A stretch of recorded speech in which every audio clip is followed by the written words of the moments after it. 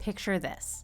You're taking a nice, warm shower 1 minute, and the next, pain rips through your side like someone reached in and turned a wrench. It shoots toward your groin. You can't sit, you can't stand. You genuinely consider lying on the bathroom floor for a while. And the cruel joke? Your pain is being caused by something smaller than a grain of rice. Today we're talking about kidney stones. In the next few minutes, you'll know exactly what a kidney stone is, what's happening within your body when you have one, how to tell a normal stone from a dangerous one, and what exactly happens if you end up in the emergency department. Quick note before we dive in, I'm a board-certified emergency medicine physician, and this channel is all about translating what I see every day in the ER into plain English. No jargon, just the stuff you actually need to know. If that sounds like something you'd find helpful, please like this video and subscribe. Here's the thing nobody tells you. Your kidneys are basically tiny, tireless filtration plants, pulling waste and minerals out of your blood and dumping them into urine. Most of the time, those minerals just float on through and leave the building. But every once in a while, if there's too much of certain substances like calcium, oxalate, or uric acid, they get chummy, start clumping together, and crystallize into a stone. And here's the plot twist. That stone can just sit quietly in your kidney for weeks, months, sometimes forever, causing zero problems. It's a peaceful little house guest. The real trouble starts when it decides to pack its bags and travel down into the ureter. That's the narrow tube connecting your kidney to your bladder. Your ureter is roughly the width of a piece of spaghetti. Now imagine something the size of a grain of sand or even a small pebble trying to squeeze through it. The tube clenches down around the stone in waves, trying to push it along. Kind of like a very aggressive, very unhelpful massage. This is why kidney stones have a reputation for being one of the most painful things the human body can produce. In surveys of people who've experienced both, kidney stone pain routinely gets compared to and sometimes rated even worse than childbirth. So what does this actually look like in real life? Usually, it's sudden pain in your side or your back, just below the ribs, that travels down toward your lower abdomen or groin. It often comes and goes in waves rather than staying constant. You might feel nauseous or even throw up. There can be blood in your urine. Sometimes you can see it, sometimes it's only visible under a microscope. And as the stone gets closer to your bladder, you might feel like you constantly have to pee or it burns when you do. Let's meet Dana.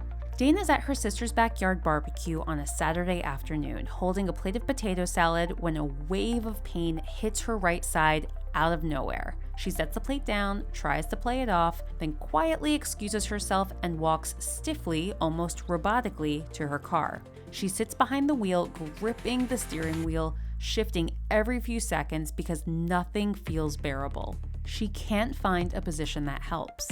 That restless, can't sit still pacing is actually a classic clue doctors look for. It's different from something like appendicitis, where people tend to lie very still because movement makes that pain worse. Here's an important myth to bust. You can't diagnose a kidney stone just from how bad the pain feels. Several serious conditions, including some genuinely dangerous ones, can mimic the exact same flank or abdominal pain.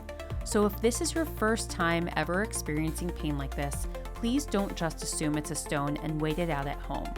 Also worth knowing, how much pain you're in doesn't tell you how big the stone is or how likely you are to pass it. That depends mainly on the stone's size and exact location, not on your pain tolerance.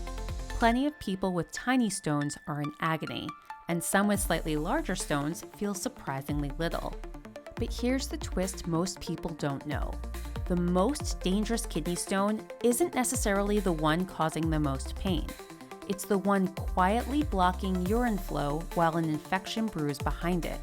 And that combination can turn life-threatening, fast. Stick around, because I'm about to tell you exactly what warning signs mean you should stop waiting it out and go to the ER immediately.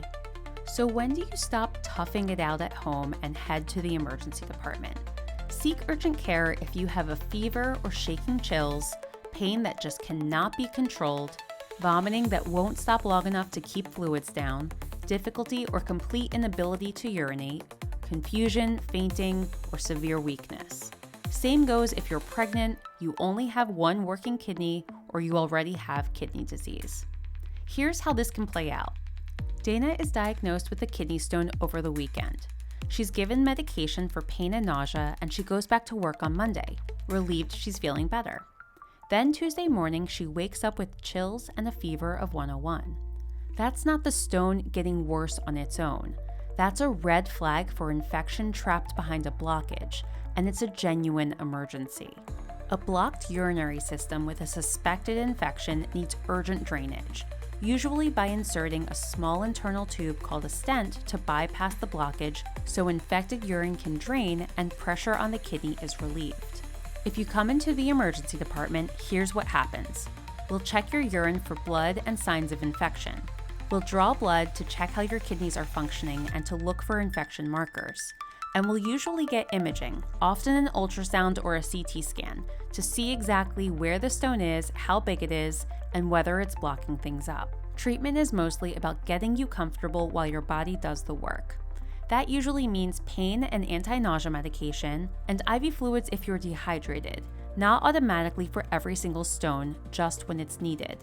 Many small stones pass on their own, sometimes with a medication called Flomax that helps relax the ureter to ease the stone's exit.